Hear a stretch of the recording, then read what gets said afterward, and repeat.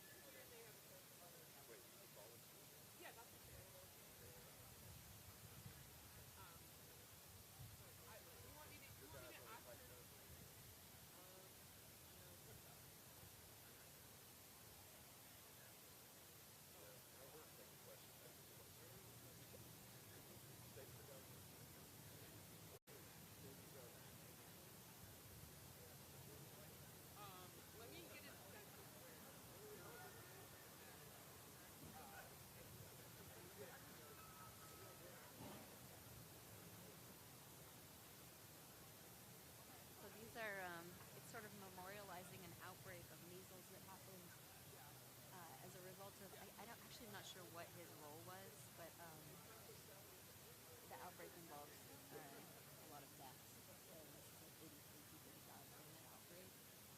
And the idea is that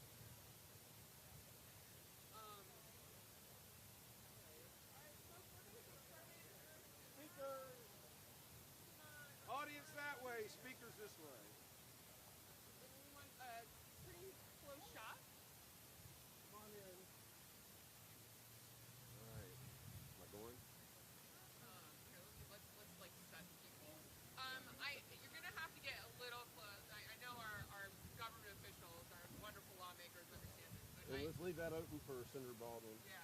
Okay. So could like Peter, could you come around here?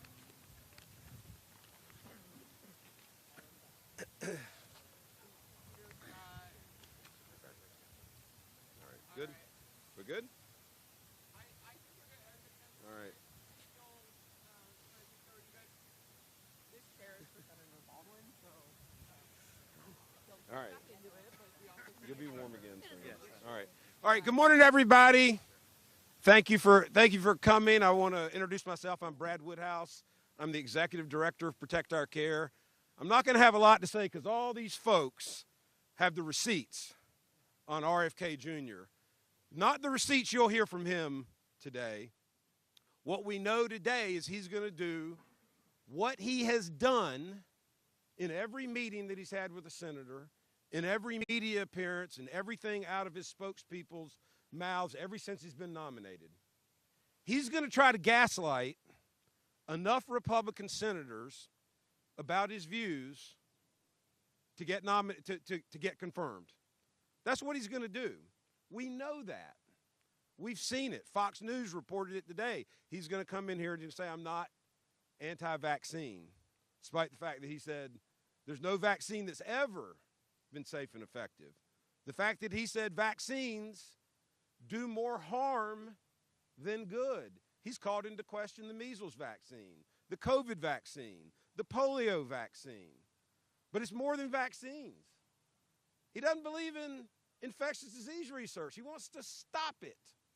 He wants to cut NIH. He wants to cut the FDA. He doesn't believe in public health. He doesn't believe in the science behind public health. He's a conspiracy theorist. He's a misinformation artist. He's a grifter. And today he'll be a gaslighter. But I want to give you one statistic from the Washington Post story yesterday. So he's going to appear before the Finance Committee today and the Help Committee tomorrow. And so 2 appearances, he's going to gaslight the American people and try to gaslight enough Republican senators to get confirmed.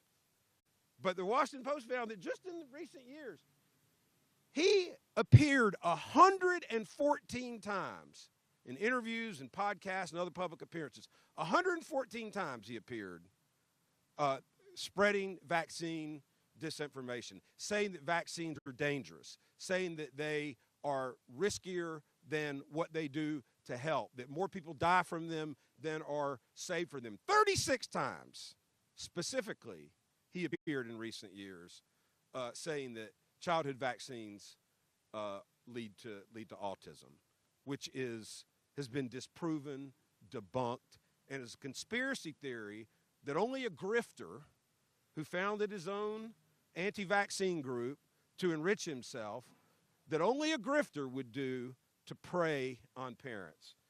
I want to thank people for coming. Some people came from quite a long way, Governor and Dr. Green. But with that, I want to turn it over to the great senator, someone who has really been an advocate against this nomination, who has been a fighter, who's been to the floor, who's helped lead and whip. And I think because of what Senator Schatz and others have done, we are going to defeat this nomination. We are going to stop RFK. But with that, let me turn it over to Senator Brian Schatz. Thank you. Good morning, and I want to welcome our governor and thank him for coming. You know, my dad was a professor of medicine, public health doctor. That's how we ended up in the state of Hawaii when I was 2 years old. He was working in Michigan and offered a job at University of Hawaii and rounded us all up, and that was how I ended up in Honolulu. But the most important thing I want you to know about my dad is that when he read in a medical journal about the Tuskegee experiments, he was the first and unfortunately only doctor on the record calling out the United States Public Health Service for withholding life-saving aid in order to, quote, observe the disease process. And I was like in my late 20s when I found out that my dad had done this. and he was being honored by the Mayo Clinic, and subsequent to the reporting on the Tuskegee experiments, the United States Senate, led by Tom Harkin, a real leader on public health for a very, very long time from Iowa, banned those kinds of practices.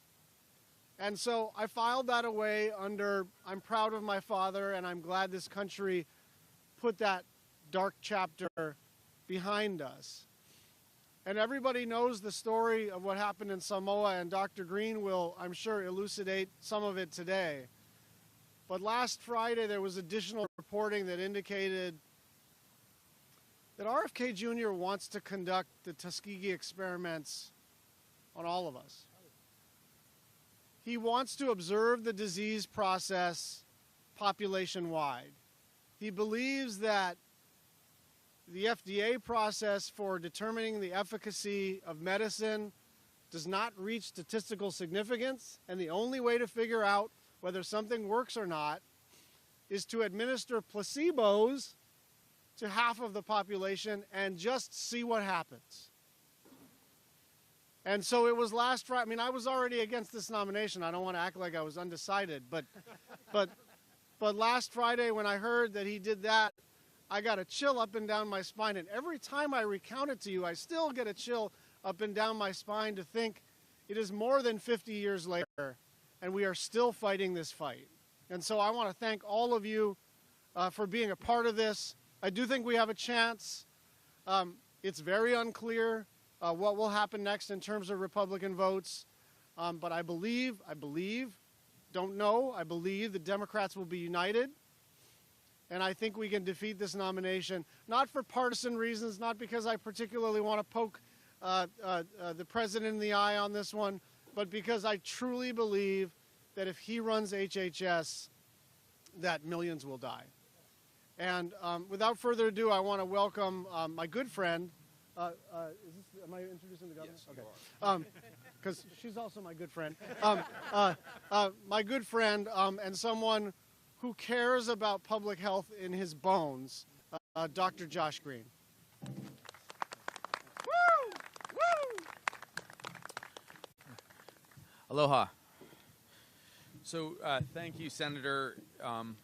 He's dear to me. He's a great senator, and I so appreciate Brian sharing exactly what his family did to stand up, his father, to stand up against this kind of experimentation on good Americans. It's absolutely incredible that the nominee for HHS Secretary, perhaps the most important department that we have because it cares for all of our people, every one of us, irrespective of what party we're in, what our ideologies are. Our children need health care. Our parents need health care. So it's incredible that he had that experience and was able to share it with us. Let me be very direct because many things have already been said about this nominee. RFK Jr. is absolutely the most dangerous nominee to run HHS in our history. Absolutely the most dangerous person. This is me speaking as a physician. I came to Hawaii in 2000 with HHS as a National Health Service Corps scholar, as a doctor to work in the rural parts of Hawaii. I worked as a physician all the way up until I was elected governor. And that went through the period of lieutenant governor and state rep and state senator with Senator Schatz back in the day. This nominee has spent years undermining public confidence in vaccines. He spreads misinformation and he profits from it. Unconscionable, immoral to do those things. But I want to tell you what I experienced personally, actually experienced as a physician vis-a-vis this nominee. 5 years ago, not a long time ago, 5 years ago, there was a terrible outbreak of measles in Samoa. Why was there an outbreak? Because vaccinations had plummeted. I read about the crisis in the newspapers and called the Minister of Health and their Prime Minister. And they invited us to come over with a medical mission team of about 75 doctors and nurses to come over and correct what had been a tragic circumstance. By the time we got there, dozens of people had already died of the measles. Why did this happen? This happened because RFK Jr. took advantage with his organization, the Children's Health Defense. He took advantage of that country. There had been a tragic loss of life of 2 individuals from a human error, and then he swooped in and scared that nation from vaccinating. Their vaccination rates plummeted down to 31%, and measles spread like wildfire. By the time my team got there were these deaths that I described. Hospitals were filled with people stacked on top of one another in the hospital wards. As we went into villages to vaccinate 37,000 people over the course of 2 days, as we went into these villages, I'll paint one picture for you. Myself, my pediatrician colleagues and nurses, we walked into the village, and a beautiful young girl was laying on a bed in one of the villages, in a home, a small halle.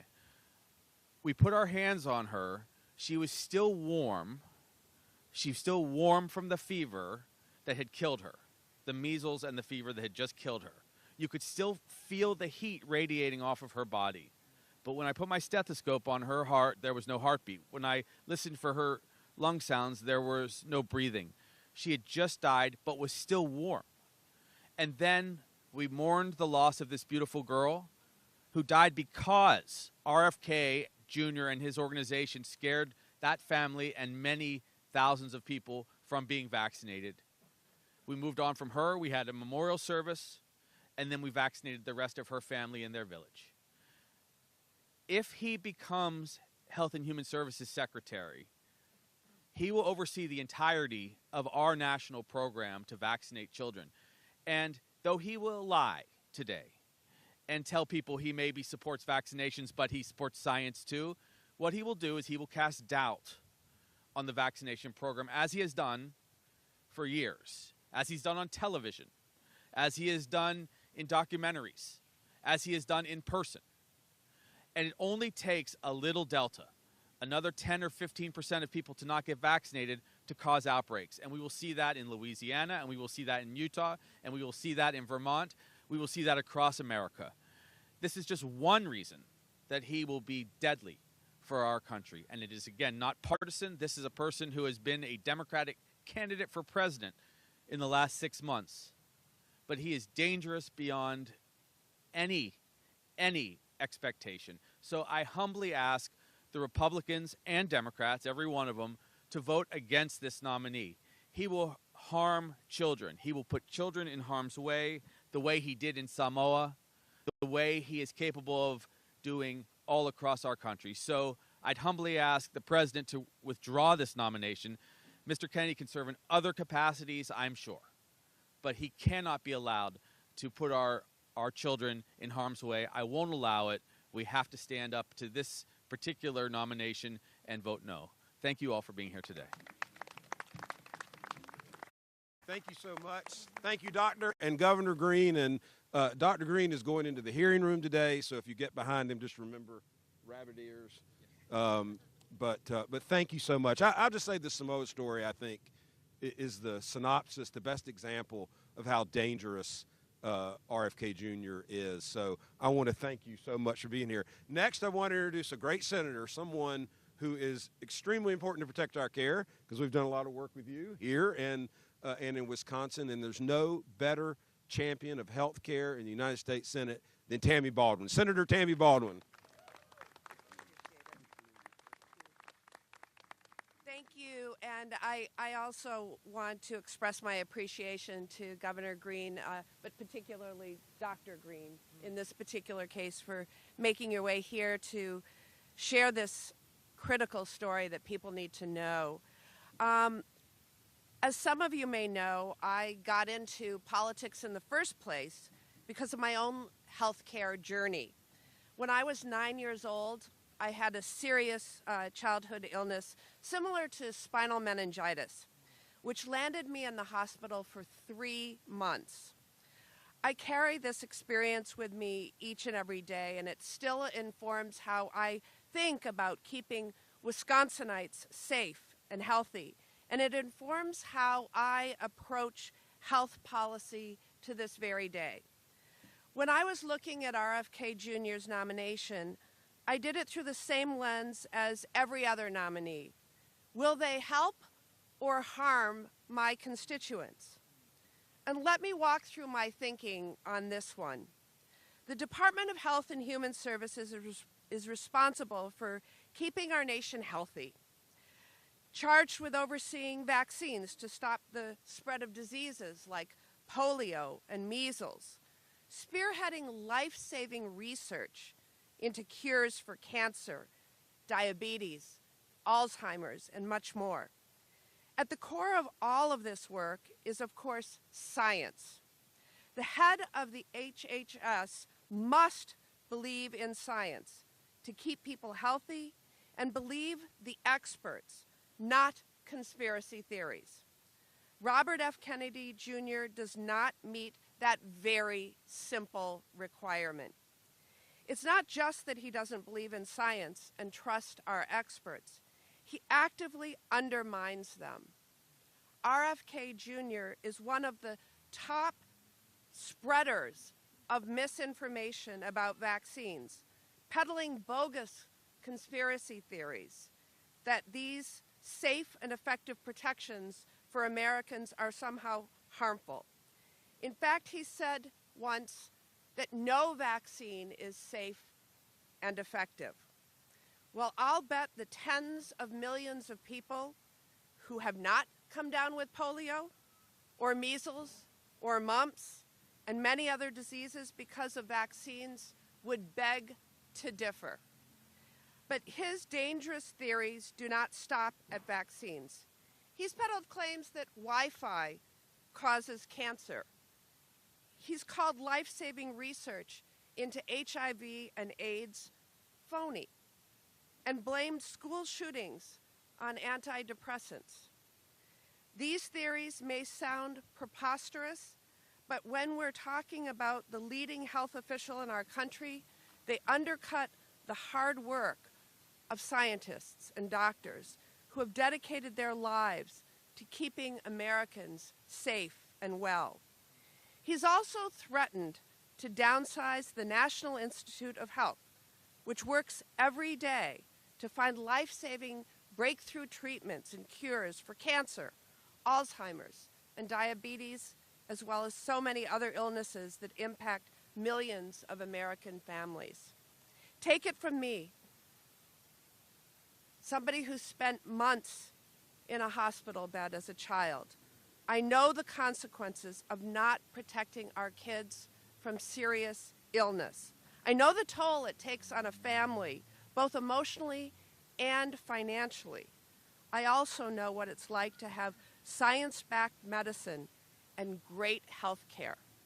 Americans deserve a leading health official who believes in science, not conspiracies. And I urge my colleagues to ask themselves a simple question.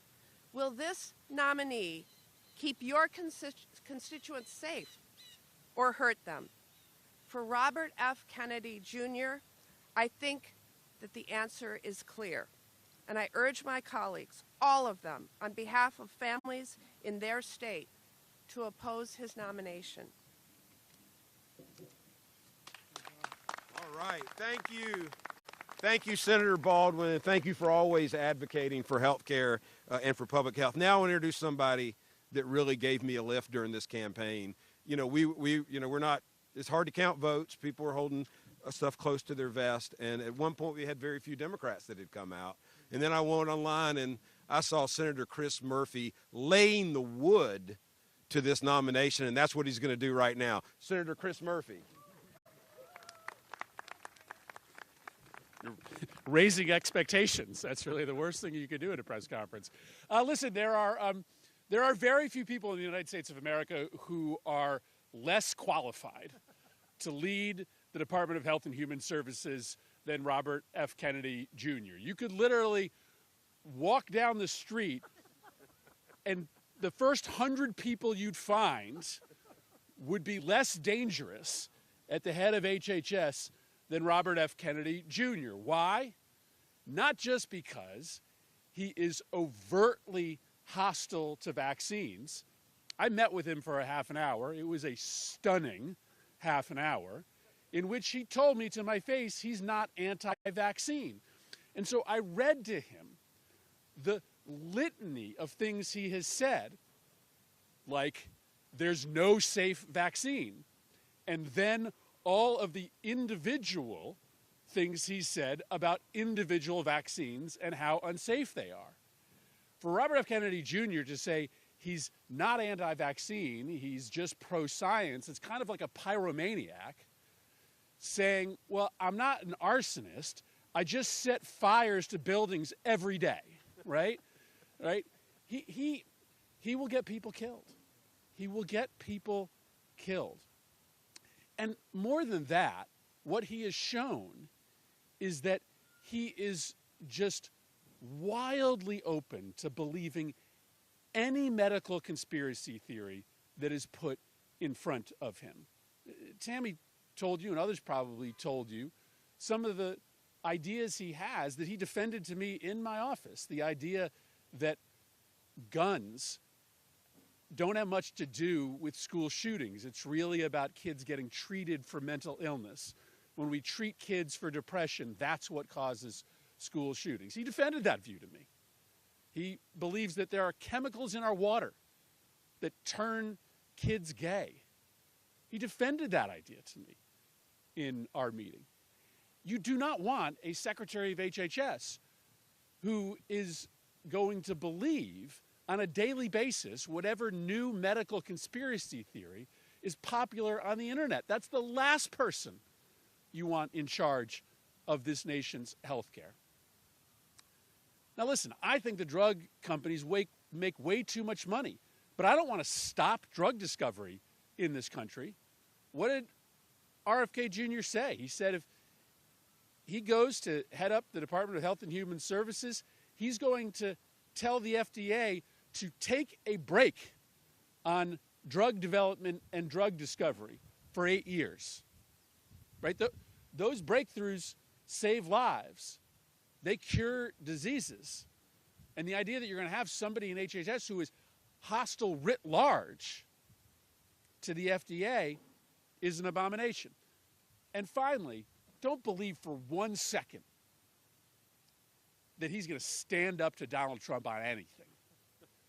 Donald Trump has made it 100% clear that his goal is to pass a massive tax cut for billionaires and corporations.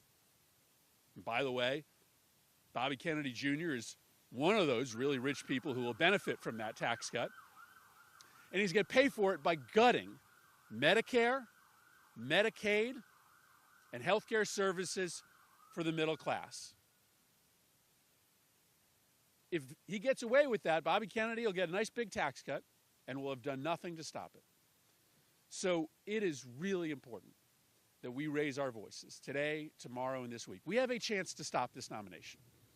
Right? And there are circumstances where if you stop one Trump nominee, it may be a temporary victory, but Trump is just going to nominate somebody as bad or worse. That's virtually impossible when it comes to RFK Jr., right?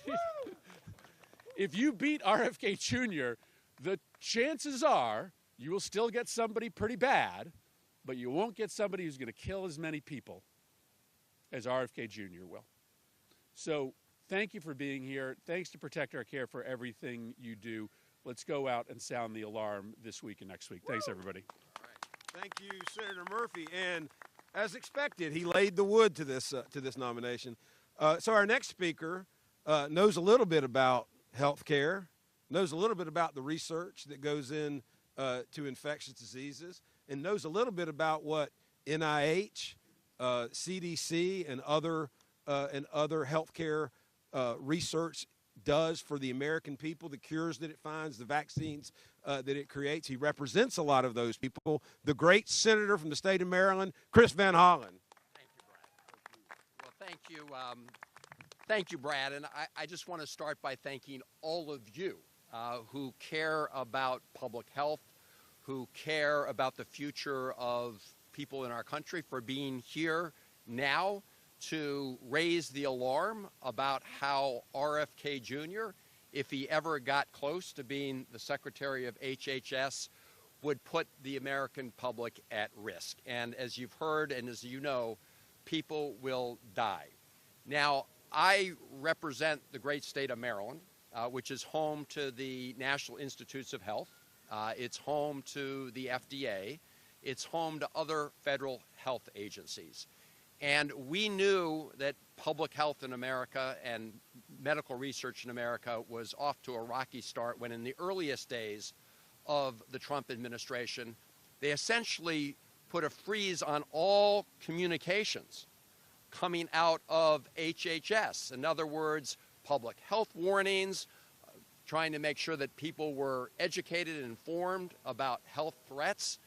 They put a stop to all of that. So Senator Alsor-Brooks, my new partner in the Senate, Congressman Raskin and I have written to the new administration to say, stop putting people's health care at risk, restore those communications. But as I think all of you know, there's still essentially a gag order, and internally there's huge fear throughout these federal agencies about just continuing their ongoing work to help the American people. And that's even before we have the hearings on RFK Jr. He has said that he would walk into NIH and immediately toss 600 people out and bring 600 of his people in. That will put the NIH and American healthcare at great risk. And we know, and as Senator Murphy and others have already said, all of you know, his position on vaccinations will result in killing people. It's killed people in Samoa. It will kill people in the United States. I want to read a quote here from somebody who spoke to the country almost over 60 years ago. Here's the quote. "I hope that the renewed drive to provide vaccination for all Americans, and particularly those who are young, will have the wholehearted support of every parent in America." That was John F. Kennedy calling upon parents throughout the country to make sure their kids get vaccinated to protect them from polio and other diseases. His nephew did not get the message. In fact, he's doing the opposite, which is why as we gather here, we say that RFK Jr. is not only unqualified, he's clearly not qualified, but it's worse than that because he would pose a danger to the American public. So when Senator Murphy says you can go down the street and the first 100 people you find would be equally qualified, he's right. But they're not equally dangerous to the public health. And that's what we have right now in RFK. Now, I think all of you probably saw the letter from Caroline Kennedy the other day. She pointed out, and I quote, that her cousin Bobby, RFK Jr., quote, vaccinates his own children while building a following by hypocritically discouraging other parents from vaccinating theirs, unquote. I don't know if he just doesn't believe in vaccinations or whether he's doing it, as his cousin Caroline Kennedy said, as a shtick to make a lot of money. Either way, it is a danger to the country. And we need to make sure that we stop this nomination. I think we can. I think in talking to some of my Republican colleagues, there are grave concerns about what him being Secretary of HHS would mean to the public health and medical research in this country. But we need to do everything we can to make sure that they hear that message. And that's why your being here today is so important. So let's keep at it. Let's raise the alarms, and let's protect the United States of America from the crazy conspiracy theories of RFK Jr., which will result in killing Americans. Thank you all for being part of this effort. Thank you. Thank you so much. Really appreciate it. Thank you, Senator Van Hollen. And I think it's important to note what he said. I mean, RFK Jr. has to be defeated. He's dangerous. He'll kill people. He killed people in Samoa. But we're going to have a fight on our hands either way. So we've had a great panel of senators, all of which are going to leave now and go lobby their Republican colleagues to vote against RFK Jr. We have some great advocates, scientists, doctors. With that, I want to introduce Peter Lorre, President and Executive Director for the Center for Science in the Public Interest. Thank you, Peter. Well, thank you, everybody, and good morning. My name is Peter Lorre. I'm a physician. I'm a former Associate Commissioner at the Food and Drug Administration, and now the head of the Center for Science of Public Interest. And we're a group that works mostly on food. And so a lot of people come up to me and they say, well, RFK's got a lot of good things to say about food. You're the guy who got red 3 out of the food supply, right? Aren't you with RFK? No, I'm not. He doesn't show even the remotest understanding of how food additives come onto the market. He doesn't show any understanding of what it is that keeps America safe. Heck, when it comes to food, Senator Schatz understated the problem. He said he's going to send us back 50 years. No. It's more like 100. He'd rather send us back to days when milk was not pasteurized. He would rather send us back to days when there were no vaccinations and children were dying, and adults. That's the greatest advances in public health in the last 100 years are the very things that he wishes to turn his back on. What's more, even if he comes up with a good idea, say on food once in a while, he's only right in the sense that a stop clock is right twice a day. Because the things that he's advocating for, they won't even happen under the current administration. Do you really think that the current administration is going to stand for a pro-regulatory approach to taking food additives that are dangerous off the market?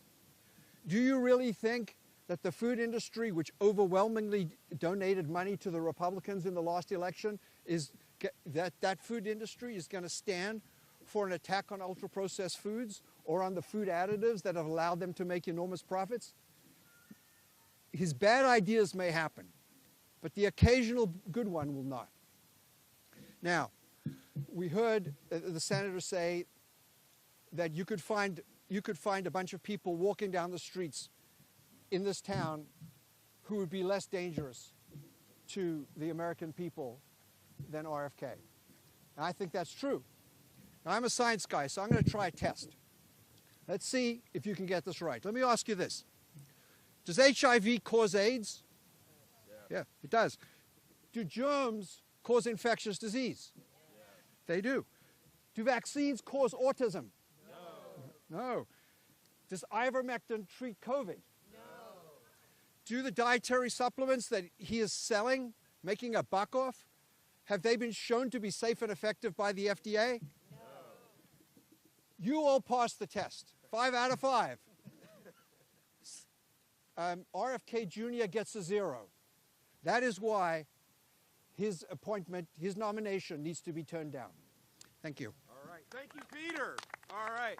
Next, I want to introduce someone with a group that few groups in the country do more to protect our democracy and help the American people than Public Citizen. I want to introduce Rob Weissman, co-president of Public Citizen. Well, as we've heard today, Robert F. Kennedy Jr. is a clear and present danger to American public health. He shouldn't be allowed within 500 feet of the Department of Health and Human Services, let alone be put in charge of it.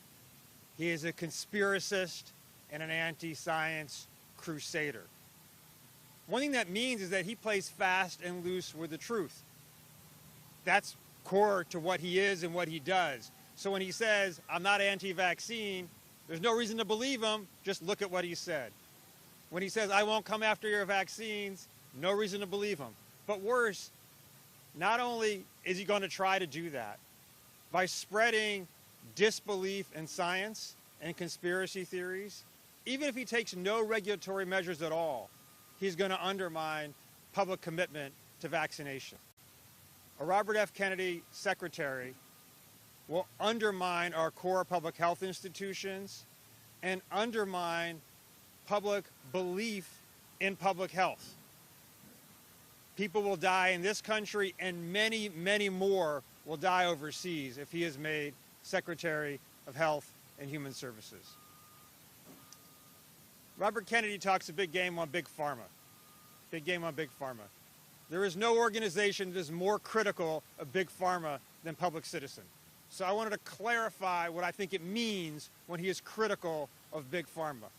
When we talk about Big Pharma monopolies, we mean prices need to be lowered so people can get access to essential medicines. When we talk about Big Pharma having too much influence at the FDA, we mean standards need to be uplifted and pharma influence downgraded. When we talk about Big Pharma not pursuing a proper research agenda, we mean there are neglected diseases that don't turn a profit for Big Pharma, and we need more R&D directed there. When Robert Kennedy says those things, when he says there's a monopoly, and Big Pharma's got a monopoly, he means they're excluding, which they're not, but luckily our regulations do, they're excluding from approval unproven treatments. When he says there should be independence at the FDA, he means the FDA should lower its standards, reduce its reliance on science, and let onto the market with FDA stamp of approval unproven and quack therapies. RFK is not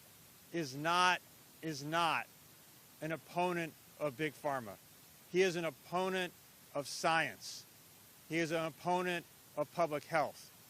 There is no U.S. senator who believes he is qualified for this job. There is no U.S. senator who thinks it. And there is no U.S. senator who should vote to approve Robert Kennedy to be Secretary of Health and Human Services. All right. Thank you, Rob. Thank you, and thank you, Public Citizen. With that, I want to introduce someone, Scott Hamilton Kennedy, by the way, no relation, and the only Kennedy we want to hear from on Capitol Hill today. Scott is an Academy Award-nominated filmmaker and director of the Shot in the Arm documentary. Scott? Good morning. He did some of my intro for me, so thank you very much. Yes, I'm a documentary filmmaker, and with my latest film, Shot in the Arm, I had the opportunity to research and expose Robert Kennedy Jr. for what he is. He is a fraud, and he's been spreading misinformation and confusion and fear for decades. His disregard for scientific consensus and verifiable truth is very, very dangerous. Science and democracy thrive on the free exchange of ideas, empirical evidence, and accountability, all of which Robert Kennedy Jr. repeatedly undermines while refusing to subject his own claims to the same rigorous scrutiny. With HHS, essential work such as public health surveillance, medical research, drug approval, guidance, this institution directly and indirectly affects virtually every citizen on the planet, not just in the United States. Robert Kennedy Jr.'s deep character flaws make him unfit to lead an institution as important as HHS. I'll keep this short. I want to thank all the speakers here today and Protect Our Care for the courage to commit to public health and an informed democracy. That's what this is about. And Governor Green, I know he's gone now, but I especially want to thank him for the work he did in Samoa. And I ask all the senators to take a look at our Samoa sequence in Shot in the Arm. You can see it on all of my socials, Scott Hamilton Kennedy, and at shotinthearmmovie.com.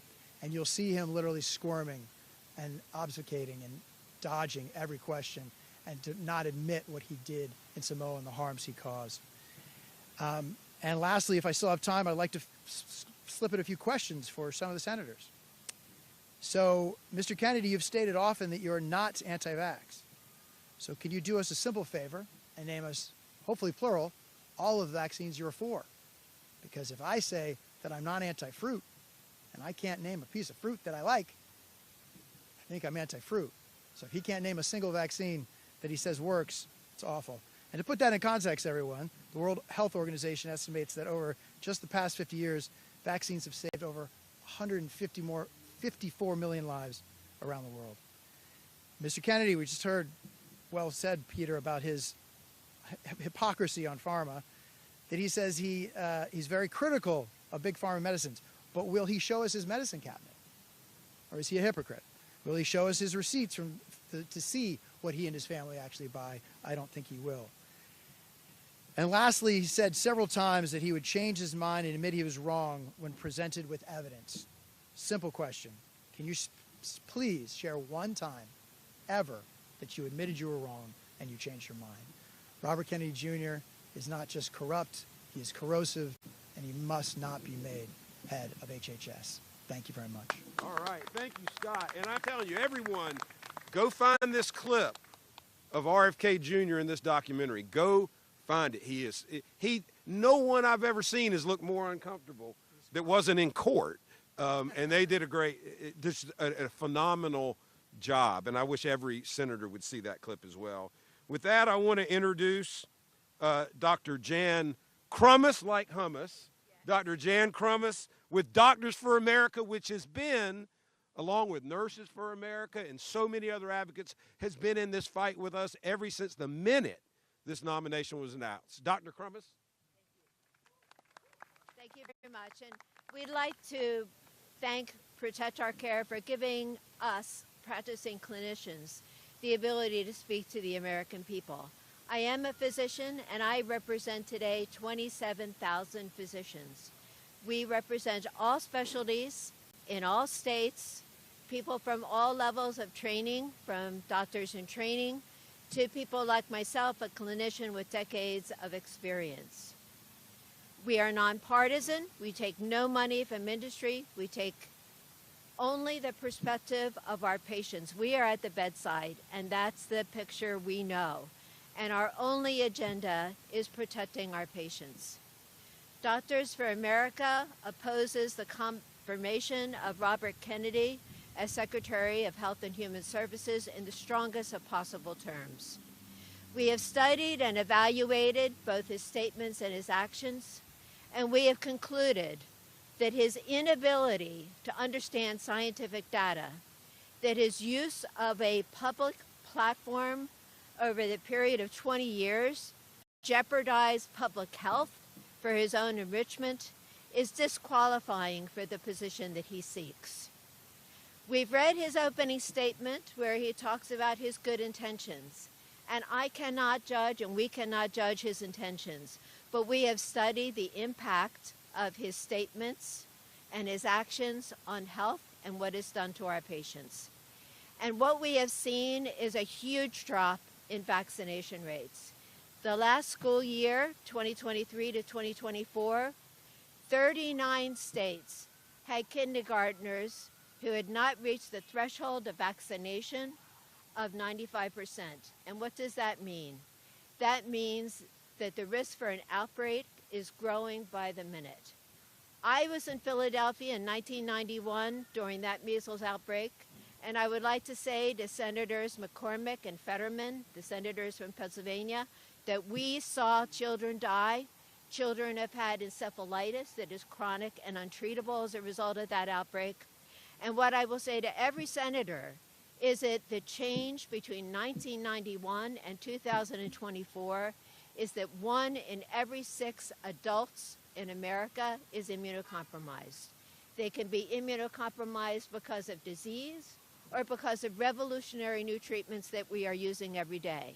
And the next measles outbreak is not going to kill just children. It's going to kill mothers, fathers, grandmothers, and grandfathers. And I would ask every senator to consider that possibility. We know what Kennedy has said about the COVID vaccination, that it is a dangerous and the most dangerous vaccine. We, as clinicians who are practicing and working with people during that time, know that vaccines saved 3 million Americans. And I would like to note that if the American public followed Kennedy's advice, those people would no longer be with us. We are particularly concerned about the fact that he denies that HIV is the agent of AIDS. And again, I'd like to speak to my Pennsylvania senators, Senator Fetterman and Senator McCormick. Robert Gallo at Jefferson University Hospital was among the first scientists in the world to identify the etiologic agent of AIDS. Do you deny American science and what it has brought us? Do you want to identify with the likes of Mbeki, who, as president of South America, also denied that HIV was the agent of AIDS, and it resulted in over 330,000 excess deaths. We are also very concerned about his ongoing work with Gardasil. It has been a long time a dream to have a vaccine against cancer, and we have one. The vaccine for human papillomavirus will eradicate 90% of cervical cancer, vulvar cancer, vaginal cancer. I've been at the bedside of patients who have suffered through those cancers. Would you really confirm, as Secretary of Health and Human Services, someone who's not just trying to get people not to get this vaccine, but is a profiteer in the area of this vaccine, where his website, Children's Health Defense, lures people in the most vulnerable state who don't have the medical knowledge to assess what he's saying, lures them into his realm of vaccine disbelief, and he makes money referring those patients to litigators in a class action suit against this valuable vaccine. We understand that vaccines have side effects, but we also understand that the greater good and the saving of lives is something that we discuss with our patients in an informed way, not to make money and profiteer from their vulnerability. And so I ask every senator to stand with our patients, stand with the health of Americans, and vote against this confirmation. Thank you. All right, thank you. Thank you so much. With that, I want to introduce somebody from a group that is very special to us, has been recently special to us. It's been a real partner in this work. 314 Action, if you don't know, helps select scientists, doctors, nurses, yes, scientists, right there, people from public health sector to elective office. They, of course, supported Governor Green, and they've been a big part of Governor and Dr. Green's advocacy. They have produced ads. We jointly released a poll this morning that shows how unpopular RFK Jr.'s nomination is and how unpopular his positions are. So with all of that introduction, I want to introduce Dr. Andre Ostrovsky of 314 Public Action. Thank you. Thank you, everyone. I've got my little helpers here because they didn't have school, so here we are, me being a dad. My name is Dr. Andre Ostrovsky. I'm the former Chief Medical Officer of the National Medicaid Program. I also am a fundraiser for and donor to 314 Action to get physicians elected to office. But today I'm not here in that capacity. I'm here as a pediatrician and as a dad. I doctor up the street here at a federally qualified health center, Mary Center, as a pediatrician. I spent 7 years at Children's National Medical Center, and I trained up at Boston Children's Hospital and Boston Medical Center, where I was teaching faculty at Harvard Medical School. I have trained and I have practiced at some of the best institutions in the world. I have seen the sickest of the sick. Some illnesses in children are not preventable. Sometimes bad luck just happens, and as a parent, I've seen this firsthand. My kids have broken arms and they've had burns in their legs requiring hospitalization, and that felt horrible. I felt incredibly guilty, even though those were fluke accidents. I know there was no one to blame, but I still felt bad that I couldn't protect them. I've also had patients in the hospital for entirely preventable reasons, like not being vaccinated. For the parents of those kiddos, heavy is the back that carries the guilt. I had a patient that was a 5-year-old little boy who 1 week prior was happily bouncing around a soccer field, and the following week became paralyzed from measles. He contracted measles, developed encephalitis, which is inflammation of the brain, and now is wheelchair-bound and needs a feeding tube for the rest of his life because his parents decided not to vaccinate him for measles. Heavy is the back that carries that guilt. I had another patient that was an adorable little girl. She was 2 years old, that ended up in the intensive care unit because of coughing fits, because of pertussis. The coughing caused her to fracture a rib that then poked a hole in her lung. My colleagues in the ICU had to use a scalpel to make a cut in her chest just so they could insert a tube to reinflate that lung. And that is all because the parents decided not to vaccinate her against pertussis. Heavy is the back that carries the guilt. I had yet another patient who was a 12-month-old adorable baby boy that became paralyzed due to tetanus. The little munchkin had to be put on a ventilator, a breathing machine, because his little diaphragm was paralyzed from tetanus toxin and he couldn't breathe on his own. The baby then suffered brain damage because of lack of oxygen, and he will have learning disabilities for the rest of his life because his parents decided not to vaccinate him against tetanus. Heavy is the back that carries the guilt. The parents seem to follow the same sad story arc. They read something about vaccines causing autism, and they get scared, so they decide not to vaccinate. But these parents aren't to blame. I underscore, we as scared parents will read pretty much anything and get scared and potentially take action on that. They got bad information from sources they thought they could trust. They got misinformation from charlatans like RFK Jr. RFK Jr.'s track record of spreading misinformation about vaccines is very well documented. You've heard it all morning. And his back should be crushing from carrying that guilt. There are other Republicans who actually have the qualifications to run HHS, by the way. If we need a recommendation, I doubt that Trump will take this, but I'd recommend a colleague and friend, the former Republican Senate Majority Leader, Dr. Bill Frist. We don't align on policy issues, but he leads with science. He's a competent leader, and he actually cares about human beings, not about enriching himself. I implore you, please do not confirm RFK Jr.'s appointment to HHS Secretary. He is the shell of the man that once cared about the environment. He is the shameful smear on the name of a great American family that once honored science and public service. And he is the frail and fading ghost of an unchecked ego that desperately grasps to sensationalism as if it were the life preserver, keeping him from drowning into irrelevance. Thank you. All right. Thank you so much. Thank you, Dr. Ostrowski and children. Thank you so much. With that, I want to turn it over to a real partner in all of this work, a partner in all the work that we do in healthcare and numerous other issues, and that is, I want to introduce Andrea Dukas with the Center for American Progress. Hi, good morning, everyone.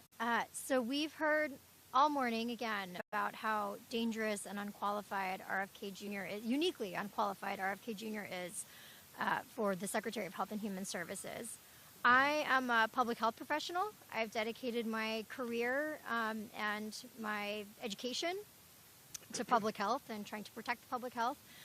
So what I want to just remind folks of is a little bit of the history of how we've gotten here as a country and some of the most incredible public health advances we've experienced as a global society and as the United States of America. So when we think about what it takes to make Americans healthy, right, and we think about the leaps and bounds that we've made to date, there are just a few examples of innovations that don't even feel like major innovations, but I mean, we benefit from them every day, from day to day, every day, that stand out. One is hand washing, right? We've been able to extend lives just by washing hands because we understood that germs were on hands and germs cause disease, right? Another is antibiotics, right? We have medicines that actually help people when they're sick, when there's a bacterial infection. The third is vaccination.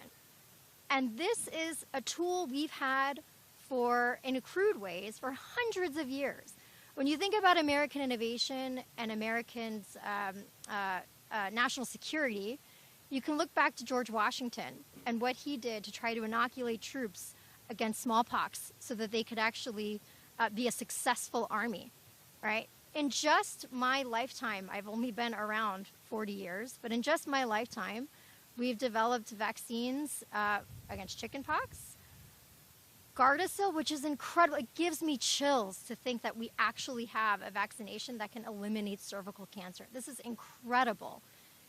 Additionally, we have medicines that have helped cure hepatitis C, that have helped dramatically slow and limit the ability to spread HIV or contract AIDS.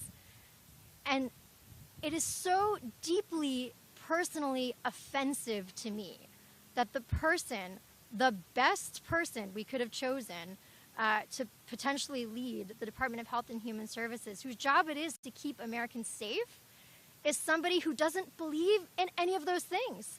Someone who is anti-modern medicine, anti-science, who again would take us back to a time where we would just see what happens. And it is unconscionable to me that the people who would pay the price of making that kind of decision, it's not RFK Jr.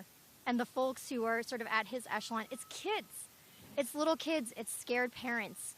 It's American families who are just trying to do right day by day and make the best decisions for them, who are having to compete with just a deluge of misinformation that's intentionally designed to scare them so that someone can turn a profit. And that is just absolutely unconscionable. So along with my peers, along with many of you today, I also ask our senators, please, please, please confirm anyone but RFK Jr. Thank you very much. Great. Thank you, Andrea. That wraps up our program. I want to thank everybody, excuse me, I want to thank everybody for coming, but this is not the end.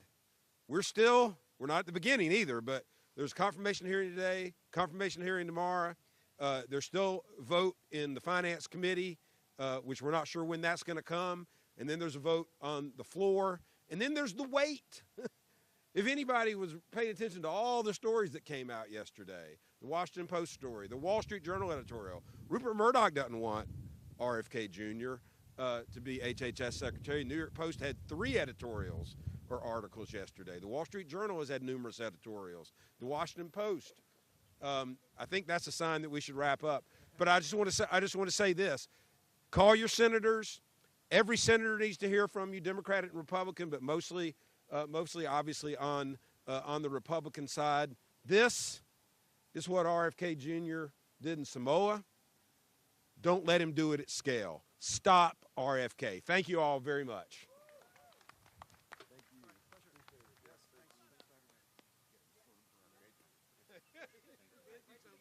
Really appreciate your remarks were phenomenal. And 314, 314, put your remarks.